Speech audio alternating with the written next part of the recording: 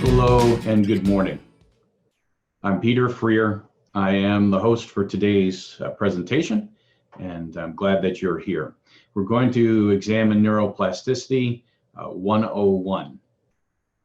Now, as we go through, you can type in questions in the chat box. If you don't see a chat box on your screen, scroll down to the very bottom of your screen, and you should see a chat box selection arise. So you can always type a question in the chat box, and you'll be able to communicate with me. My background in this field stems back almost 30 years. And I received work with, or I actually got to work with NASA early on and was inspired by NASA technology and created a genre. I actually created a genre in the late 1980s called neurocognitive training. That was finally taking neurotraining and synthesizing it with cognitive training. I then created Play Attention, which is now the global leader in neurocognitive training. It's shipped in 10 different languages across the globe. I developed body-based neuromonitors as well, and that is the ability to monitor neurosignal through the body, and that is called a body wave device. And most recently, about 2 years ago, I invented a non-contact neuromonitor, commonly used as a headrest in the auto industry right now. You may have seen me in a 3-page article in Time magazine. I've been on Good Morning America twice, Boston Globe, Women's World, Washington Post, and most recently, you may have seen a small article on me and the technology, the neuromonitor technology in Motor Trend magazine. I think perhaps the most profound fact I've come to understand about the brain over the last 30 years is that every starry night sky we've ever looked at, every full moon rise that we've looked at, every sunset we've experienced, every first kiss we've experienced, everything we've learned at school, everything gets reduced down to just this: the random firing of neurons in the brain. Now, these neurons are part of a supercomputer that is incredibly powerful, and it absorbs a lot of energy. The brain as an organ weighs maybe 2% of our total body weight, yet it consumes about 20% of our daily energy expended in the body. So it is a very, very powerful engine, and this is our entire universe. This is how we interpret the world.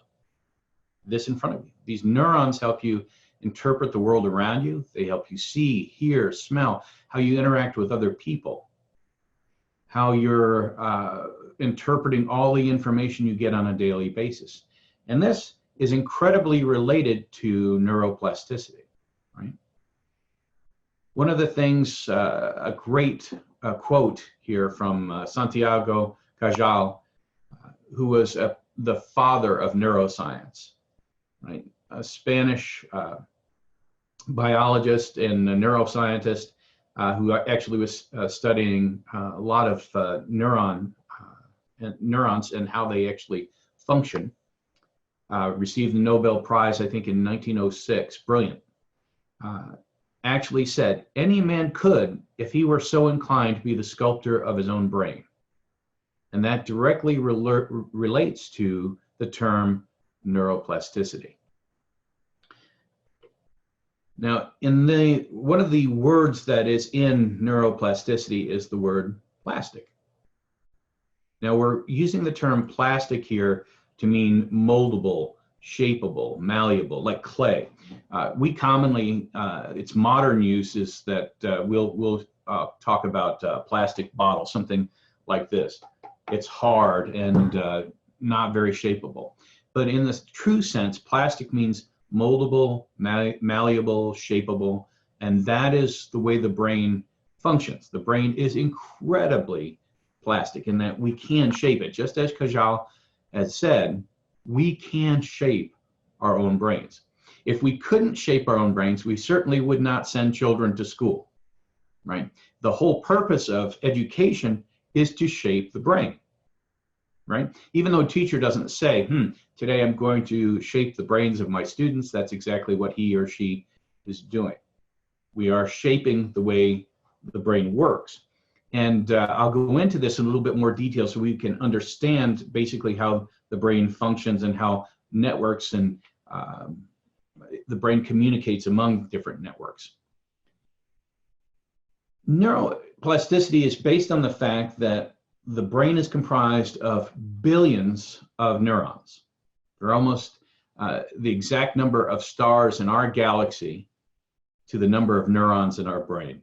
That was an observation made by the astronomer Carl Sagan. Neurons are very, very small. They're very small. And a single neuron has to communicate because they are not continuous. In other words, they are not touching each other. They are not continuous. They are contiguous. They are located next to each other with a gap between them, right? So they are contiguous, not continuous. And you can think of a neuron in the brain much as you use your cell phone, all right? And your cell phone, a cell phone, is much like the cell in the brain. And that is, the cell phone can actually is actually connected to every other cell phone on the planet, if you want it to be. You have to know a code, right? A phone number, right? And you could be connected to every other cell on the planet. Then you would have to know that you can connect to a larger network, right? How many of us here log into Google, right? We oftentimes will log into a larger network so that we can use the resources of that network. And cells in the brain tend to work the same way. A cell has to ping another cell near it, just as our cell phone has to ping a cell tower, which pings another cell phone. So this type of work and process is the same, essentially. And so through this, we are working over networks, and the brain is full of networks. So the question is, how do these networks form in the first place? That's what we'll look at first. And then we'll look at how we can change those networks if they're not functioning well for us, or if they become damaged. One of the first things I'd like to do is express the brain here, and you can see it's kind of like a microchip, a circuit board. It is a huge powerhouse that sucks up a lot of energy to do the work it does all day, right? It's computation, it's decision making, it's processing of incoming information. And initially, when we're in the womb, it starts learning to process information very, very early on in the womb. As the brain is formed, it begins to hear mother and father talking, and even language formation starts very, very early, right? And I'm going to represent language formation here as the start of this little red pathway, right? This little network that's starting right here. And as in the womb we hear it, or perhaps we are listening to music, the brain is trying to figure out how to interpret this. What meaning does it have? What does this mean? This information coming in that the brain can hear. And when we're born, the baby would still listen to mother and father and start imitating, right? Start the imitation process and trying to make sounds back, and then eventually start to form words. Now, as that happens, that pathway strengthens. And it strengthens even more as we learn to develop the language, right? In our case, for most of us here, that's English. And that becomes, when that network is fully formed, that is a skill. Now, this is a very simple model because the network of language is actually more than just a single pathway. But to make our point here, we want to understand, I'll go back again, that initially we have a new pathway forming, and in this case, we'll say it's language. And this would be a very simple viewpoint of that. As we practice and rehearse and imitate, that pathway becomes stronger until it's fully developed into a skill. All right. But let's say that this skill that we've acquired is not necessarily good. Let's say it's a habit, right? Like smoking, a bad habit. Obviously, smoking is a bad habit, and there isn't too much speculation or controversy surrounding that. It's a bad habit. So how does the brain replace a bad habit? How does it extinguish a bad habit? Let's say that I begin to understand that smoking is detrimental to my health, and I want to resist smoking. All right. So when I start to put that cigarette in my mouth, I say, no, not going to do it. At that point, a new pathway is forming in the brain. And you can think of this pathway just as you would think of a wiring in a house. New wiring, new cell growth will start to happen. New neuronal growth is happening. A new pathway is happening. We're not going to get into the Krebs cycle or the cyclic AMP response and binding proteins. We won't get into that in detail today at all, but we'll take a 50,000-foot view about how generally the pathways are formed. So again, I have the habit of smoking, but then I resist, and I resist again. I put the cigarette up and I say, no, I'm not going to do it. And that pathway gets a little bit stronger. As I repeat repetition and practice not doing it, the pathway gets a lot stronger. And you can notice at the same time, the other pathway is starting to diminish. On the left-hand side, that habit of smoking is starting to diminish as my habit of learning to resist smoking increases, and I'm developing that new pathway. Finally, if I do it long enough and I can persevere, then I can establish the new pathway that allows me to stop the old habit and create the new pathway that teaches me a new habit or a new skill. And that is done internally through all of those neurons. Remember, everything in our life is reduced down to these neurons in the brain talking to each other. But they will, if we instruct it correctly, make changes. So number one, we can, in summary, say that the word plastic here, remember, means moldable or shapeable. And we're talking about neurons in the brain. They will reshape for us if we give them the proper stimulation and arousal. All right. The neurons form networks to perform tasks. And sometimes we develop a skill or a habit through repetition, imitation. For example, we used language initially.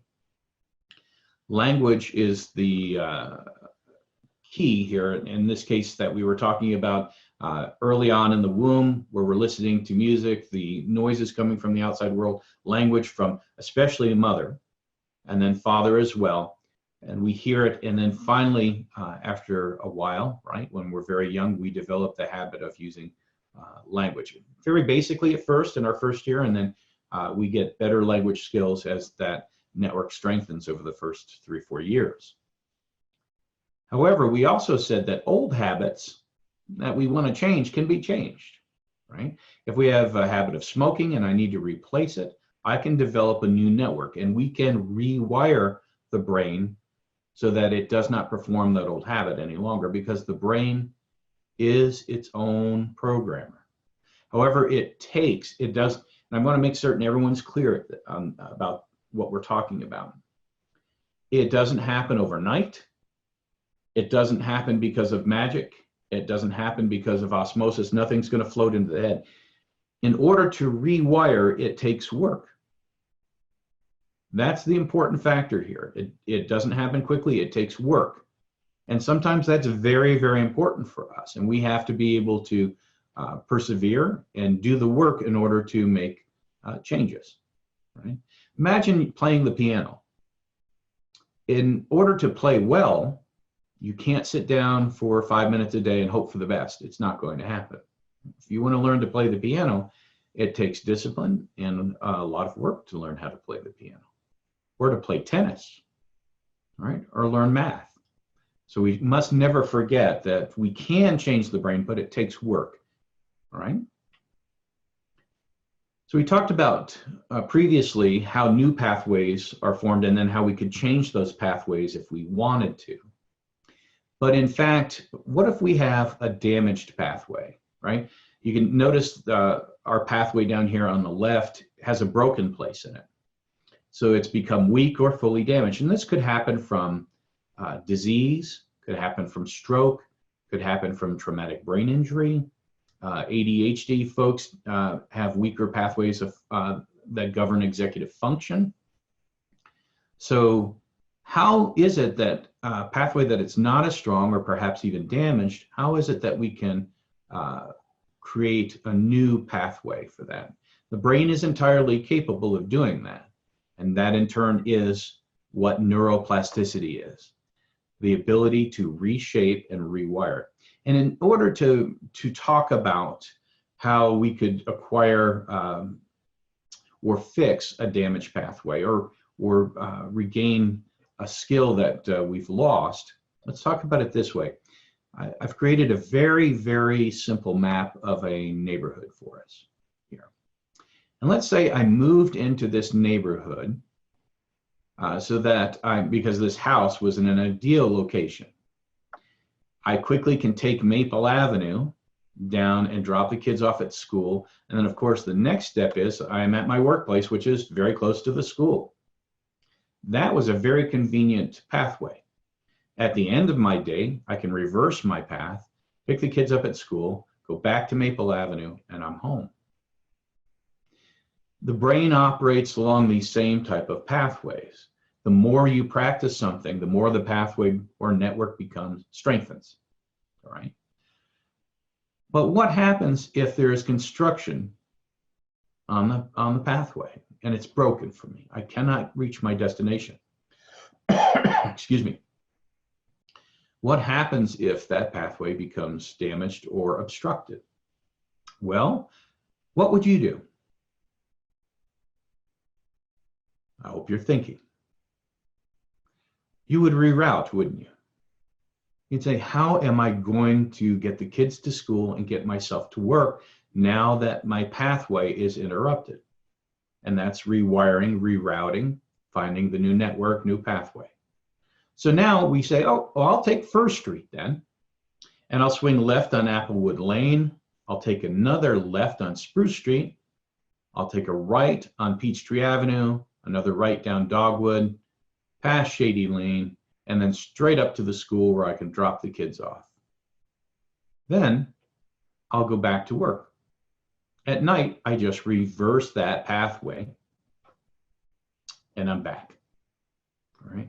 When we're talking about a damaged pathway in the brain does the same thing. Just as it allows you to rewire your route, you can program it to rewire its own routes. Right? So if we have a damaged pathway, we can learn a new pathway through building skills. This could be cognitive skill. It could be a physical skill that is also based on what your brain does for you, even if it is a physical skill. But we are allowed to do this because of neuroplasticity, the ability to make these changes in the pathways. All right. Now, again, it takes work. And it takes the right type of training. And that's the important part that we're going to examine here in just a moment. So in summary of the middle portion now, if we have a damaged path, which could be from injury or stroke or traumatic brain injury, ADHD, disease, and so forth, then we can form a new pathway or strengthen a current pathway because the brain will rewire. Again, that in itself is neuroplasticity, the ability to rewire, because the brain is its own programmer. Rewiring, though, takes training. And this is an important part. I really didn't discuss it during that portion of the webinar, but I would like to discuss it now. Age is a non-factor. Age is a non-factor. In other words, age really does not play a significant role. Although we initially learn far more quickly when the brain is soaking up information in the first few years of infancy and childhood, up to our death, we can use our brains to rewire, right? There is a term here I'm not going to dwell on, but it's called neurogenesis. Neurogenesis is new cell growth in the brain. We initially, just years ago, not many years ago, thought that neurogenesis did not occur. New cell growth in the brain did not occur. And we have now found it did not occur when we got older. You specify that. Did not occur as we aged. It happens a lot when we're young, but then we thought, well, at that point, once the brain is formed, it's a piece of gray matter that just deteriorates over time. When in fact, that is not true. We now know that to be a falsehood. We now know that we can rewire, we can retrain, we can have new cell growth if the brain is stimulated. Now, one of the important aspects of using our brains more and keeping active and learning new things as we age is that recent research is tending to lean toward the fact that we are able to possibly stave off early onset dementia and Alzheimer's if we remain highly active in our physically and with our brains. So I cannot stress how important this is, that we understand that it doesn't just stop in childhood and then we have this gray lump that deteriorates over time. We can constantly change our lives, change our way our brains function, and we do that all the way up through death. All right, it does not stop. But in order to do it, things have to happen. Catalysts, things that spark the change actually have to happen. And that's really leading us to the next segment here. And that is what we'll discuss right now. How these things actually can happen, all right? Brain change and mind exercise, all of this, that's such a scramble on the screen, we'll talk about. And hopefully you will actually understand some of the methods that are very, very useful. Now, what I'll discuss here are the catalysts for change. These catalysts include attention, challenge, and deliberate practice. These are the key catalysts we need. Now, I lectured on this at the United Nations in Vienna when I was working with the nuclear power industry. The International Atomic Energy Agency is located there. And at that point, they were very, very interested in understanding how folks could, in the programs they were teaching, how they could improve the skill sets of those operators. And I was using neurotechnology to help them. And so I said, well, you need to understand this is how using neurotechnology appropriately can help. All right. And this is also the foundation of the Play Attention program that I started that came out in 1994. All right. So I think we've just shortly celebrated our 25th anniversary just a short time ago. So this is the foundation of how how neuro change actually works. First, I have to have enough attention. If I'm teaching something to you, hopefully you're learning something from the presentation, you have to provide enough attention to me so that it can be processed and then stored long term, right? And do you notice up here, could you see my cursor in the upper right-hand corner with the goldfish up there? I put the goldfish in for a reason. Microsoft did a study on the human attention span, right? And they found that the average human attention span is about 7, sometimes 8 seconds, but about 7 seconds long. That's not very long, is it? A goldfish has about 9 seconds of attention before it will wander off. So human beings now have less attention span than a goldfish. That's a sad fact. But there is an interesting correlation between the advent of cell phone use and heavy use of electronics moving up, and at the same time, our attention spans moving down. And there is a very close correlation. So limiting screen time might be a good idea. The American Academy of Pediatrics concurs. So again, we'll backtrack just a little bit. I need enough of your attention to spark the neurons to change. That is one. And attention actually is a kind of it's nebulous, right? It is not something we can put our hands on. It's not tangible. I actually was at Tufts University School of Medicine, which is an eminent university in Boston. And I was talking to them about neurotechnology.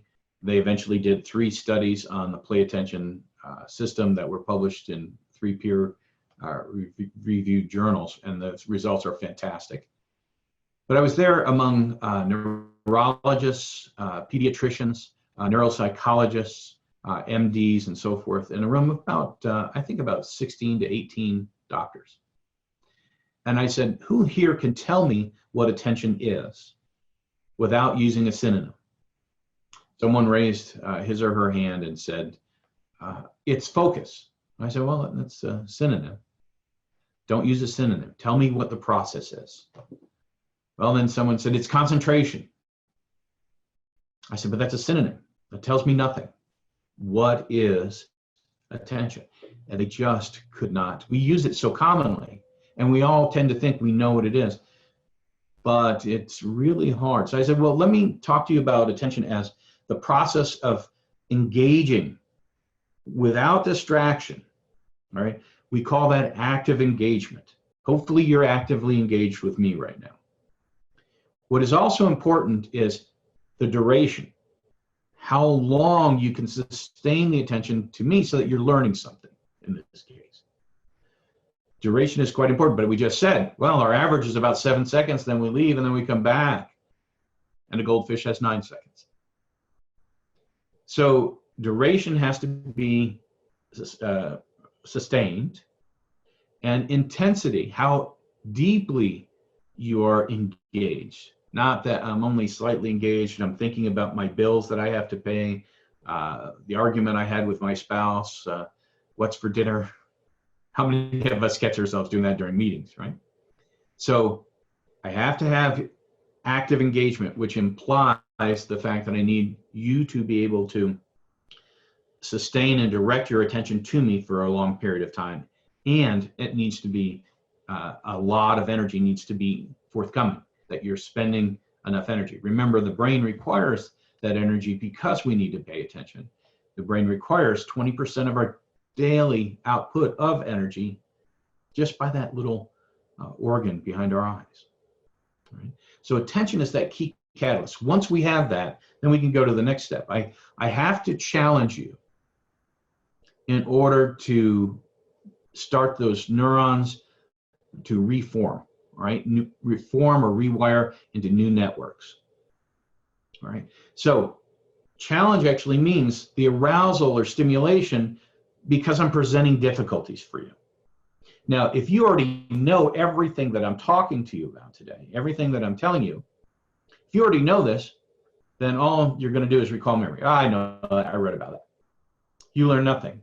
Nothing new is going to happen. However, if we are providing a challenge to you, that's not totally overwhelming, because if you're overwhelmed with a challenge, then you'll just shut down and say, oh, this is too much for me, I can't do it. And if I give you challenges that are so frequent, again, you can be turned off because it's just too hard at that point. So challenge, I have to push you to the edge of your envelope in what you know and go fraction beyond that, or push you to the envelope as far as what you can do. If it's a physical or mental challenge, push you to the envelope as to what you're capable of doing, and then go a little further. And that challenge will be met by the brain. The brain will meet challenge. It begs for challenge. It begs for that to start the rewiring process. So this is very, very important. But again, for those people who are teachers, professors, psychologists, we need to challenge our students or clients, but I don't need to overwhelm them with challenge. If we challenge them, we are stimulating new growth in the neurons and in neural networks, and that is in itself neuroplasticity. The final catalyst that I want to talk to you about is called deliberate practice, all right? And this is a term that was coined by Anders Ericsson, Professor Anders Ericsson. You can find it on the web. He wrote a tome, and he's written volumes about deliberate practice. Ericsson's goal was to study how people become experts, how the brain learns to be expert and becomes good at what it does. He studied it over and over and over again. Now, deliberate practice is far different than just practice, right? Let's say that we're doing something physical, and I watch this happen a lot when I talk to golfers. Golfers will go out and they'll take a bucket of balls out to the range and they hit those balls. They hit the whole bucket. And they try to hit it, maybe for when they hit it, the ball is swerving off to the left or hooking off to the other side, and they continue to hit, thinking that if I practice enough, that's going to go away. But in fact, if I keep doing the same thing over and over again, nothing's going to change, all right? They have to challenge themselves to make a change, right? They set a mini goal. So in this case, deliberate practice would mean not just hitting the bucket of balls and then hoping that change is going to float into my head. It's going to float into my brain and rewire my brain. It's not going to happen that way. Deliberate practice means that I set mini goals. So if I go out to the golf course and I have a bucket of balls there and I'm constantly driving the ball to the right, I will switch my grip and the face of the club so that it changes a little bit, and I'll hit the ball. I can immediately get feedback on that little mini goal that I practice, and I get the view that that ball didn't hook that way. It didn't go off line. I need to stay with it. So then I set another mini goal. I said, well, let me see if I can do that 2 more times. And then that verifies for my brain, oh, that's what I need to be doing. That's deliberate practice, right? I set little mini goals that are very achievable. I don't set a pile of goals on myself. I set 1 or 2 mini goals. In this case, it was just changing my grip on the club, all right? As I changed it, I could immediately get feedback that the ball was going straight where I wanted it to go. And then it's achievable because it's just that little switch in my club face. It makes all the difference in the world. Now, what do I have to do to make certain that is in my nervous system fully? It goes into my brain. I create the new pathway. Well, it is practice, practice, practice. I have to set those mini goals, make certain that I'm achieving that straight shot over and over and over again. I can't just go at it and hope for the best. I have to make a little change, right? That challenges me because I can't keep doing the same thing. I have to set it so it's achievable, right? In this case, I set a mini goal of hitting just 2 straight shots, and I did it. I give myself instant feedback because I can visually see that those shots are going straight. And that is the core of deliberate practice. I hope that makes sense. And you could say this is true whether it is cognitive skills that I'm learning to increase my executive function. I set little mini goals, and this is what we do in Play Attention. We set little mini goals cognitively. Let's say that we're working on working memory, all right? We set internally, the game is set to give challenges, right? It asks the student to increase the duration and intensity of their attention as they play. That's one challenge. And the second challenge is when they attain a certain level of mastery, then it challenges them to go a wee bit further. So those challenges are what build new neural networks. Remember, no challenge, no deliberate practice, very small chance of change. And as I said previously, all of this is because we have to, the brain thrives on challenge, and it does take work. I know everyone here wants something to happen magically and, you know, you flip a switch or take a pill and it's going to make changes. But the truth is, as human beings, we have to practice a bit to get where we need to go. That's just a fact of life. I think in the future, maybe as in a science fiction movie, we'll be able to plug into something and it can change our wiring. That's probably about 20 years off, seriously. But right now, we have to go through the steps of working. All right. Now, these are the practice modules here, and what deliberate practice actually means. But there are methods in deliberate practice that we can use so that we can make these changes.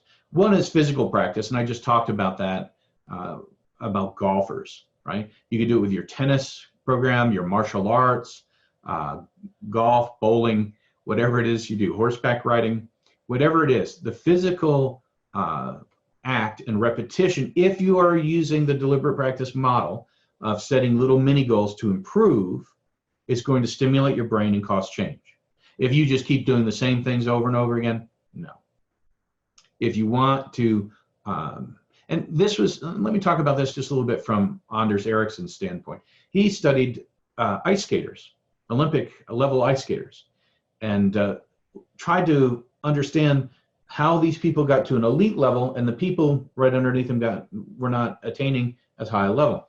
It turns out that elite level skaters practice their hardest moves and dangerous moves, tossing your partner up in the air so she spins, you catch her, all kinds of very, very difficult moves. They practice far more often those moves, those difficult moves, and challenge themselves than did their colleagues, the ones who are at lesser levels. Now, the people at lesser levels practice, but they practice the same routines over and over and over again. And the folks who attained a higher level of skating ability actually practice the more difficult things, the challenging aspects, far more frequently. So physical practice using deliberate practice models is very, very functional. Visualization is also a way to make changes in the brain. Visualization is actually tuning out the outside world and imagining, seeing a picture, a movie in the brain of you doing something and accomplishing it. Perhaps instead of being on the golf course and practicing a new swing, I don't have the time to go out that day, so I sit and I visualize changing the grip on my club, and then I see myself swinging that way over and over and over again. And something very interesting about the brain and visualization. The brain has a very, very difficult time discerning between physical performance, actually doing it, and if I visualize it and I give enough duration and intensity to it, pay enough attention to it, the brain actually thinks I'm doing it. So it has a very difficult time discerning between the actual physical practice and visualization. That's how key visualization is. It's a very, very good method to use. Now, all of this is subject to limitations, right? Remember, we're talking about how we are trying to change our brains, not the external world. So if you visualize winning the lottery over and over and over again, you're not going to win the lottery. Visualizing winning the lottery is not going to make you win the lottery. I know some of us think that, but that's not true. Remember, visualization will change the internal workings of our brain, but it doesn't seem to have an effect on the external world. You will not influence the lottery and the pick of those numbers by visualizing it over and over and over again. A lot of people do that. Many people already do it, and they don't win. And if you're here, you definitely didn't win the lottery, right? Otherwise, you'd be on a beach in Tahiti somewhere, having a cool drink in your hand. All right. So we want to make certain we understand that visualization methods would actually be methods that will change us internally, not the external world. Imitation is a great way to also make changes in the brain. And that is, and I do a lot of that. And I play tennis, and in order to improve my game, I not only practice physically, but with deliberate practice, but I also imitate. I watch better players. I will watch tennis tournaments that have some of the best players in the world. And particularly for me, since I'm not anywhere near the caliber of world-class players like Roger Federer Rafael Nadal. I watched the female players who are elite, but they don't power hit the ball like males. They actually hit incredibly clean professional shots and actually have better form than the males many times.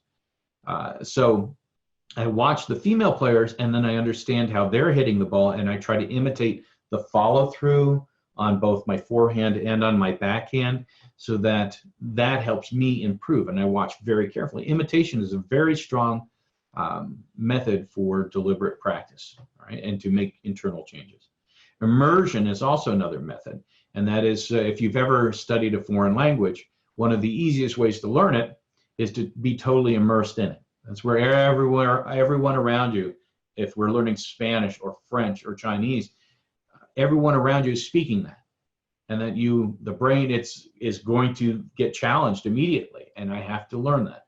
Maybe there's a little bit of English to help me along here and there, but I constantly am challenged because I'm totally immersed in it. And finally, what we also use in play attention, as well as the physical and the imitation, the immersion, is cognitive training.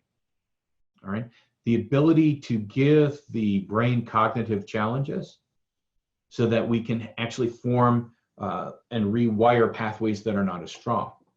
And these include cognitive games to improve working memory, spatial memory, time on task, short-term memory, even motor skills and social cueing are included in there. So there's a lot more to it in play attention. And we, initially I knew all about these things and how they could be incorporated into a program, and that's why we're still here after 25 years and being a leader in the field, and shipped globally in 10 different languages, because we knew these things early on and we embedded them in the program, and that's why we have incredible success. Now, I want to make certain that everyone here who wishes to ask questions, please go ahead and ask on the chat box. I want to do a summary on our deliberate practice and challenge and attention here. So remember, attention is a catalyst, and attention requires the sustaining and the ability to be intense during the time, and it takes a lot of energy to do that. And that we also know that our attention spans have declined in our culture. All right. Then we have a challenge that has to happen. We have to go beyond what we're capable of doing by a little bit. If we over challenge, then we turn the person off, right? If we set challenges too frequently, then we can discourage a student. But if challenge is just right, new neural networks will start to form. Deliberate practice is also a catalyst, setting mini goals so that I know what I need to hit when I'm challenged, and getting that instant feedback are two critical elements that I know I'm doing the right thing.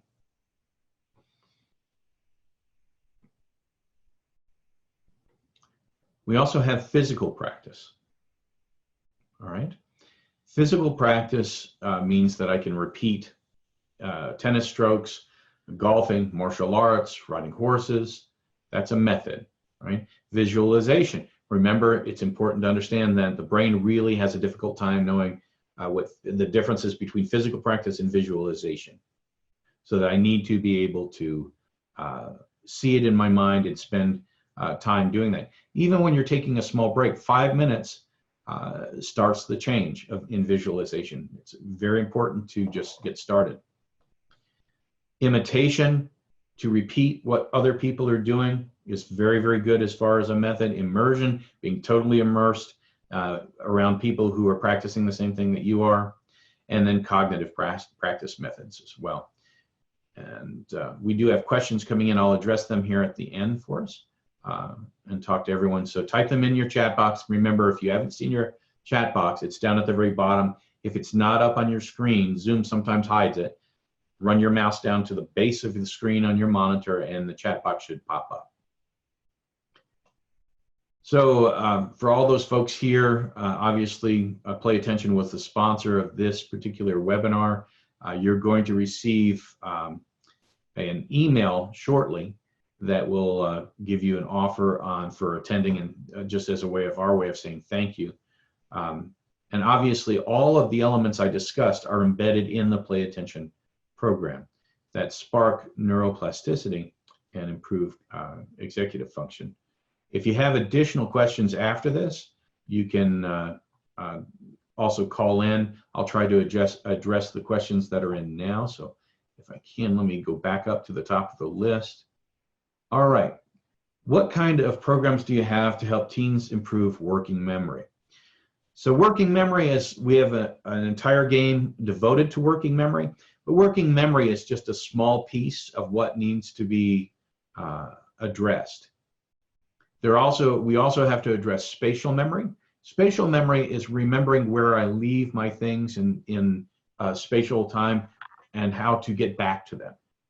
All right. So if you have, if you're working at working memory, we have specific games with 3 levels of difficulty in them for that. But also you need to work on spatial memory so that your child can remember where they left their homework, remember what their assignment was at school, and where they left their backpack, things like that. You also need short-term memory practice. So there are far more games in the memory area than just working memory that we have. That was from Robin. And then Debbie asks, you are speaking of the time element for challenge. What is the proper time element on Play Attention for children with ADHD? So when you're working with children, one of the things that you look to do, and this is evident in Play Attention, is that you cannot overwhelm them, right? So at times they'll be playing a game and they look at you and go, I am tired. And they're really legitimately tired. I can't do it anymore. That's fine. Then you stop that particular game and it says they played for 2 minutes. Then here's a deliberate practice model that we will challenge them with next time. I'll say, okay, we went 2 minutes. Our goal next time is going to be 2 minutes and 5 seconds minimum, so that we're going to be using our attention and our intensity more on the next game. And this is going to vary with each student that you work with. Debbie, if you're a professional working with multiple students or multiple clients, then it's going to vary per individual, right? So we want to make certain we understand what that level is. They stop, we set the mini goal for the next time to challenge them just a little bit more, all right, in that activity. Good questions. Shazad says, will Play Attention help people who have ADD problems? It is specifically designed for people who have problems with ADD, ADHD, want to improve cognitive performance and executive function. Absolutely. That's why we are here. Russell asks, what about habits that are strongly tied to or exclusively emotional in nature? ADHD folks often react emotionally more strongly than the neurotypical person. Can an ADHD person practice themselves out of being too reactionary? Absolutely.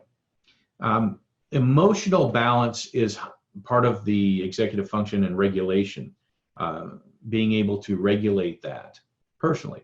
If I cannot pay attention to any one thing very long, I'm already frustrated. If I cannot, and I have outbursts, and I cannot control my emotions, then it's very difficult, as Russell is saying, for me to respond in a classroom appropriate. I may have outbursts and that kind of thing. Once we start regulating their attention, their cycles of attention, their intensity of attention, they're filtering out distractions, they're able to self-regulate and improve their executive function and reasoning and their ability to control internal aspects of this. And this is all part of the deliberate practice model, Russell, that as I improve those little steps, those sub-steps, you can't just, you know, it would be untrue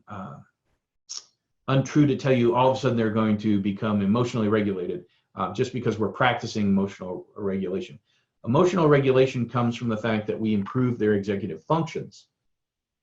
And once they're able to self-regulate in there, then their emotional self-regulation is part of that mix. I hope that makes sense.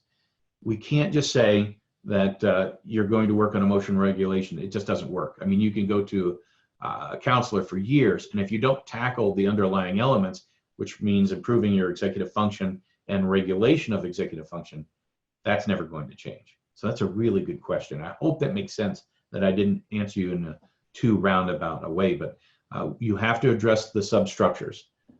And that is what the cognitive activities and the challenges in the deliberate practice module actually do, that are embedded in there. So that behaviorally, I am learning to just control.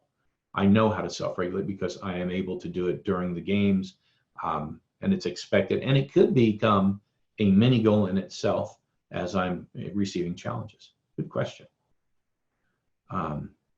Asim says, please give some examples of cognitive practices. All right.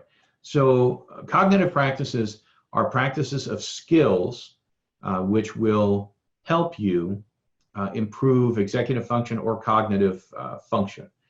So let us say that we have a difficult time filtering out distractions. If we practice cognitive exercises, and these are included in play attention, about only selecting appropriate arousal or stimuli that we're supposed to, we filter out the other things, then we practice that cognitive skill. That is practicing a cognitive skill. What we need to realize, and I think this is true of a lot of programs out, is that they say, well, if you practice this one skill, I know there's a company that says, you practice working memory, everything's fixed. Well, that's nonsensical, isn't it? You cannot practice one skill and say everything is going to be fixed.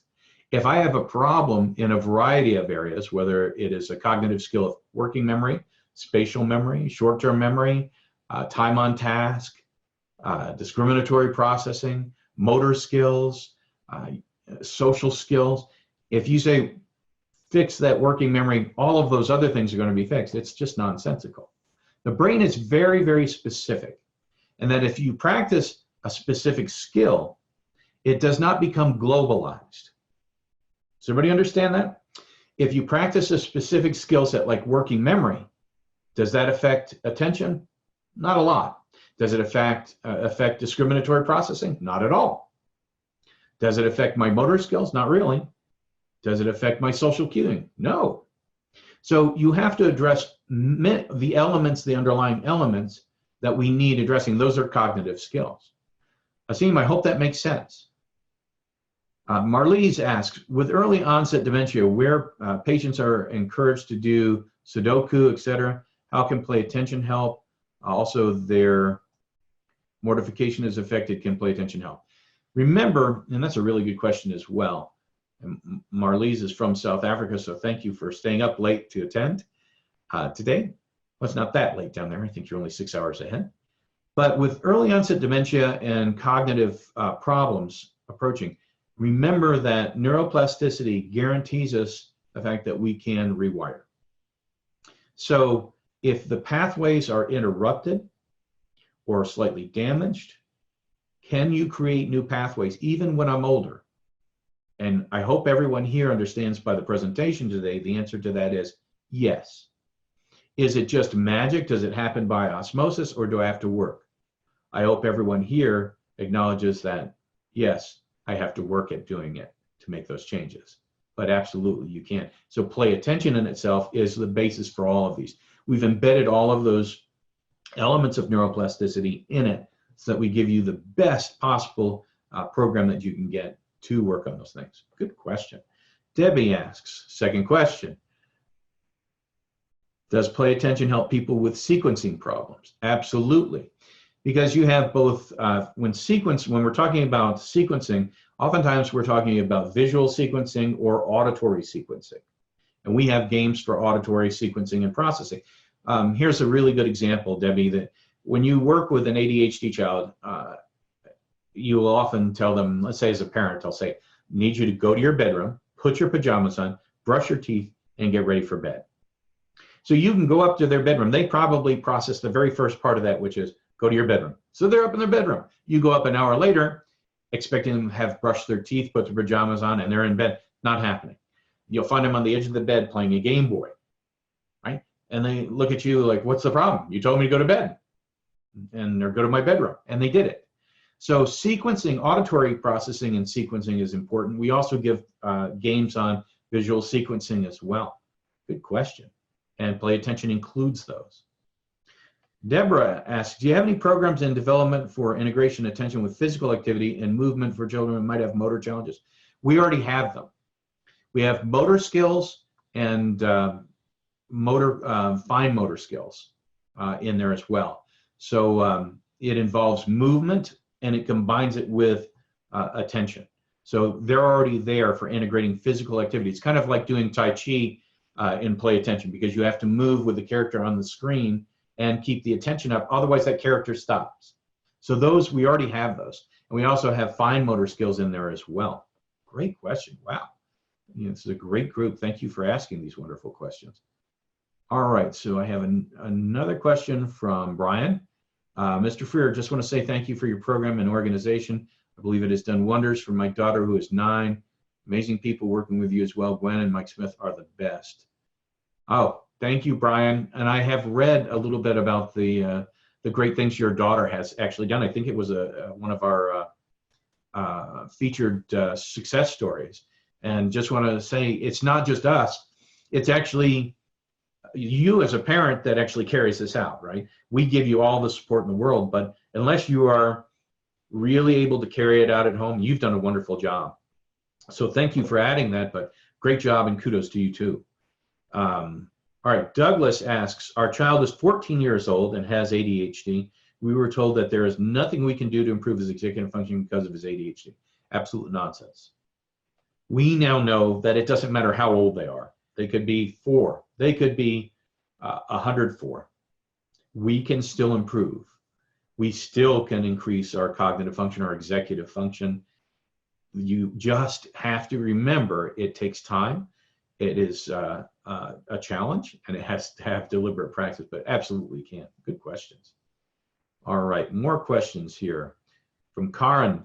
Is this program just for students that struggle? No, we have many students that use it to gain peak performance standards so that they operate better than their peers. We actually work with Olympic teams to do just the same thing. Same thing, same program, but they want to be ahead of their challengers, their opponents on the other side. So you can be used for people who have traumatic brain injury, people who just want peak performance to get ahead of their peers, or their colleagues or their opponents as well. Good questions. Stella asks, what is the sweet spot age range when neuroplasticity is most effective providing lasting impact? All right, good question. So you have probably the greatest growth from infancy on the first 4 years, but it's still incredibly important and very possible to do to increase our performance as we get older. All right, want to make certain as we get older, it becomes extraordinarily vital to be able to do this. An interesting study was done by AARP, the American Association of Retired Persons. You see them advertising on TV. If you're over 50, you get 50 million flyers from them for you to join. They did a study. They asked 50 or 60,000 of their members, what is the most important thing in your life ahead of you? And I would have thought they would have said, I have to have enough money to survive as being my #1 thing. But you know what the response was? The response from about 80% of the people responding to their survey said, I need to keep mentally sharp. And here's why. They said that they noticed that you can have all the money in the world, but if you have dementia or you have Alzheimer's, it doesn't help. If you have no way to control your finances or no way to even spend money or pay your bills, you're not going to survive. So the smart people said, my #1 goal is to stay mentally sharp. 80% respondents said that. Keep my cognitive faculties. And that's where we are, and that's why it is so important even as we age. Elaine said, please provide any suggestions for addressing increasing slow processing speed. Not my computer, my cognitive processing. Yeah, they actually have a disorder out now they term slow cognitive tempo. And I believe, unfortunately, when I was in school, especially elementary school, I was totally vacant. I had no idea what was going on, couldn't care less.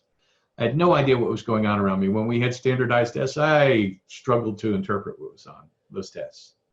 Yet I've received 7 or 8 patents, have developed technology that the world has never seen before, enhanced NASA-based technology, lectured at NASA, lectured at the United Nations. But early on, they told me I had slow cognitive. I would have been diagnosed with slow cognitive tempo by the industry right now, or schools right now would have told me that. So will this help with slow cognitive tempo and being able to engage more and being able to respond more? That is absolutely what play attention will do. All right. So if you have what's called slow cognitive processing or slow cognitive tempo, play attention is definitely the right tool, because all of those elements, the deliberate practice modules, the attention and the challenge, are exactly what you need to address that. Good questions. So Laura Ann asks, is there a play attention program for an older adult, mid-60s, with language processing, speech, mild dyslexia issues? You know, Laura, it is, again, yes, absolutely, play attention will address that very well. Attention and dyslexia, attention difficulties and dyslexia are incredibly intertwined. Where does one leave off and the other one start? And dyslexia, by the way, is actually highly related to auditory processing issues, not just letter reversal and that kind of thing. It's actually related highly to auditory processing. And you have all of those elements embedded in play attention. So as a 60-year-old, now is not the time to give up. Now is the time to start moving and strengthening those networks for yourself. Absolutely, and we can do it. Nisha, if you are not a private user of play attention in your home or a clinician using it in practice, can someone like an educator become a certified provider? Use it part of a tutoring program? Do you need special license? If you are an educator and you want to use it with clients or students and that kind of thing, absolutely. We'll train you. That's one of the great things about play attention is no matter if you're a home user, professional user, teacher, you're going to get trained by a master's level educator in using play attention. And it doesn't cost you anything. It's part of the program. And that person will guide you through everything. And then the support is absolutely amazing, as Brian cited earlier in his question to me. It's absolutely there for the lifetime of your use. So at any time you have a question, am I doing this right? And how are these data? How do they look? You can send in your data. We'll evaluate them for you for free. The support is free. It's lifetime support. So you're always able to get the help you need and have your questions answered so that you're not lost. So absolutely, you could do this. You could even get a special license to be a certified provider as well if you wanted to. There are all kinds of options. Call the 800 number here and they'll talk to you about it as well. Let's see, Robin asks, do you have programs that help teens reduce video game and screen time? That is a great question, because as we talked about earlier, screen time definitely affects the way that we function, all right? Because of what we're absorbing through the screen. Remember, when you're watching a program or you're playing a video game, the brain is constantly learning from that. So the American Academy of Pediatrics asks up to age 2, there is 0 screen time. From 2 to I think age 4, they say half hour, hour a day of constructive educational programming, right? From 4 on, they suggest a couple of hours, and that's it. But the average child in the US is on screen from 6 to 8 or more hours a day. Is everybody with me? 6 to 8 hours or more a day. As a matter of fact, many of them are texting with their friends or chatting with their friends all the way up through the time they pass out and go to sleep. Terrible idea. It dysregulates their sleep patterns, causes what may appear to be ADHD at school, but it's not ADHD. It's just poor regulated sleep patterns. So Robin's question is profound. Reducing video game, because video games have been deemed addictive. They even embed in video games now for young kids below the age of 18, they embed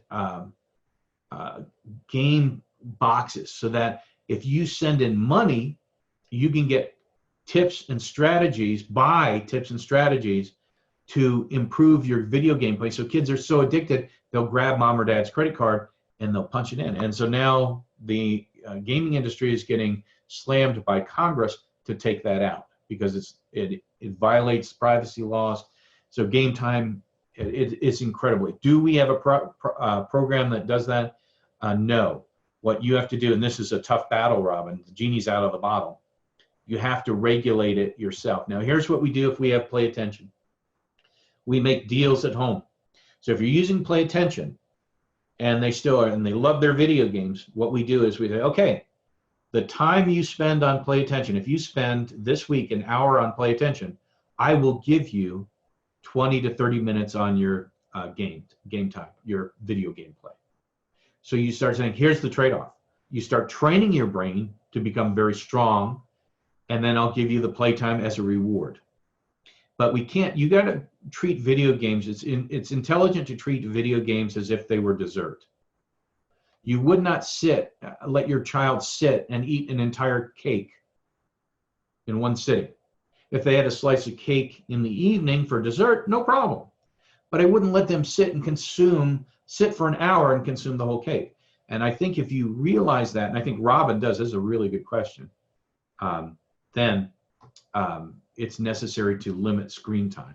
And of course, trading off Play Attention for screen time is really a good idea. Barbara asks, how many times a week and what length of sessions are needed to show improvement?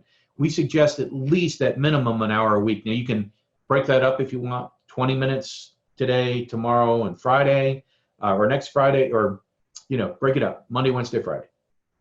15 minutes if you want, but get the time in, at least an hour. If you want to do more than that, fine, but more is not necessarily better, right? Quality is the key element. We need quality, that hour of quality time, and if we go an hour and a half, it has to be quality time, right, on Play Attention. So we suggest that, and then it varies. Some people see full out change in the course of so many hours, 20 to 40 hours.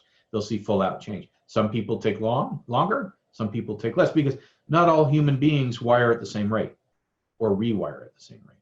Good question.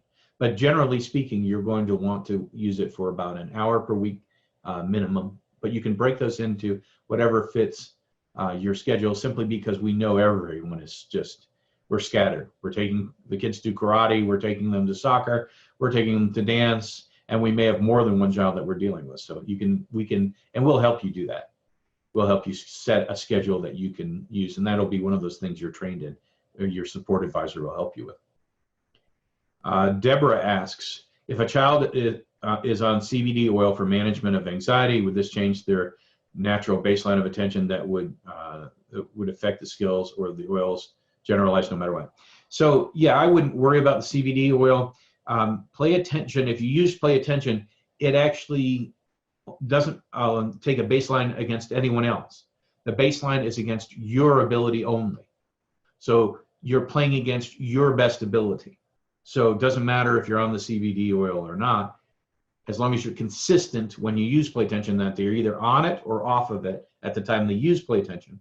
And that's a good way to say also, let's say you're using it at 4 o'clock in the afternoon on Monday.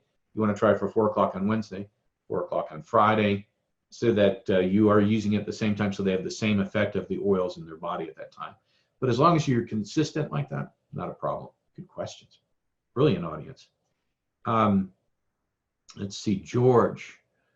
Will you see improvement in study skills and academics? That's a great question, George. We actually have a program called the Academic Bridge where they can work on homework while they're connected to Play Attention. And there is a meter running in real time, watching their attention to their homework. If they go below a threshold, they'll hear a voice say, focus to continue your homework. And so we actually can give them real-time feedback about their intensity and their duration to their academic and study skills in real time. We actually have used that same thing with nuclear power operators, NASA pilots, and also with Da Vinci robotic surgeons. So it's a great way to do it. You should call the 800 number and talk to someone about the Academic Bridge as well. It's a fantastic way to improve those things. Jenny, What impact will play attention have on students who struggle with dyslexia? And that was a question we addressed just a little bit earlier for someone who's in the 60s. But again, attention and dyslexia go hand in hand, attention problems and dyslexia. Where one leaves off and where the other one begins is so hard. When you start cleaning up the cognitive skills that surround, that are with better attention, sustained in intensity, and the cognitive skills that underlie that, many times, you know what we've seen countless times in play attention is that dyslexia seems to just fade because they're engaged so much that whatever network was disrupting and causing this dyslexic kind of problem definitely fades when we have increased executive function and cognitive skills. Good question, really good question. And George said, well, how will that look? I think you're referring to the academic bridge. So I think you can, if you call in or if you email whoever you've been talking to at Play Attention, they can send you a link to a video on YouTube that will actually allow you to see the academic bridge program so that they can learn to actually increase their ability to stay on task during study time and increase their ability for academic performance because they're actually engaged with their academics. The problem that we usually experience when we have poor academic performance, ADHD kids are usually as intelligent or more intelligent than their peers, but their ability to sustain and direct their attention to something as mundane as bookwork or homework is very difficult. Once you improve that by using the academic bridge and all the rest of the cognitive skills available in Play Attention, then you definitely address their study skills and their work habits. I think you'll find that's incredibly important. Marlise, how do I know my child has an attention problem and is not just lazy? That's a good question. Marlise, we have a great assessment tool called the Focus assessment. The Focus is a CPT, continuous performance test. It will allow you to look at the characteristics of your child, whether they're easily distracted by sound or visual cues, and how much attention they can pay. And compared, I believe they have a 6,000 to 8,000 number in their database. So you're compared against peers along a wide variety of children that age in the database, and you'll find out exactly where you lie among your ability to attend. So you'll know whether they're just being lazy or whether they actually have a real focus issue. And that is called the Focus. It was created in South Africa. It's a brilliant program. You can call the 800 number and you could take that independently before you ever started Play Attention if you wanted to, so that you know exactly where your child is, whether they're just being a little lazy and don't want to work, or whether they actually really do have an attention problem. That's called the Focus, F-O-C-U-S assessment tool. Call the Play Attention number for that as well. Marlise said, I often get questions about Play Attention and Tourette syndrome. Can Play Attention help with regulation of tics? Again, this is a lot like dyslexia. What we've found is that the more they self-regulate and learn to control their brains, the less these things become a factor. So absolutely, how much so will depend on the person, but self-regulation is an amazing tool. When we learn it, then and the brain is changed to accommodate it and meet those challenges, a lot of these other issues fade to the side, to the background. Wow, and I've gotten through all the questions. I just want to thank everyone for being here one last time. If you have further questions, please call or email the representative you've been talking to. So, but I greatly appreciate you being here. I hope we've all learned something today. I've had a great time. I can't believe we're already into this an hour and 15 minutes. And I really appreciate you staying and listening. Again, we'll have this recorded. So if you want to download the recording, you'll be able to pick it up. Just call the 800 number, or we'll send you an email that will have the recording link on it as well, so you can review it again for your own benefit, or share it with someone you think would benefit from it. Thank you so much for being here, and hopefully I'll see you in the future at another event and another webinar, and we can discuss something else that's on your mind. Thanks again. Have a great weekend, everyone.